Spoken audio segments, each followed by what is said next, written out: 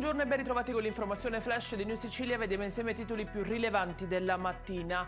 Manager pubblici, imprenditori, professionisti e faccendieri sono queste alcune figure di spicco coinvolte nell'ultima maxi operazione della Guardia di Finanza che ha fatto luce su un presunto sistema di corruzione e manipolazione di appalti pubblici nel settore della sanità siciliana a Palermo. Figura chiave dell'inchiesta sarebbe un professionista palermitano descritto come anello di congiunzione tra le sfere pubbliche e private, 10 gli indagati.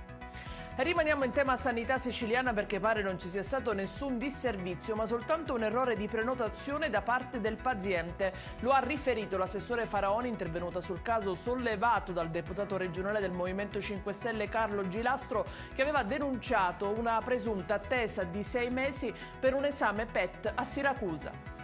C'è un indagato invece in merito all'omicidio di Angelo Pirri. Il giovane è stato trovato senza vita nei giorni scorsi a Pace del Mela, nel Messinese. A finire nel mirino degli inquirenti è il padre della vittima, sul quale si concentrano adesso gli accertamenti della Procura di Barcellona Pozzo di Gotto.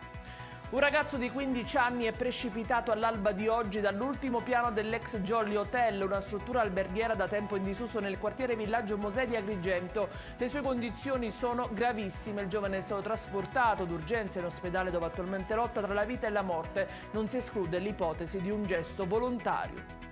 In chiusura un giovane di 23 anni accoltellato nella notte a Ramacca, soccorso in gravi condizioni, è stato trasportato d'urgenza all'ospedale di Caltagirone dove è stato sottoposto a un delicato intervento chirurgico per profonde ferite al braccio e all'addome. Sulla vicenda indagano i carabinieri di Palagonia.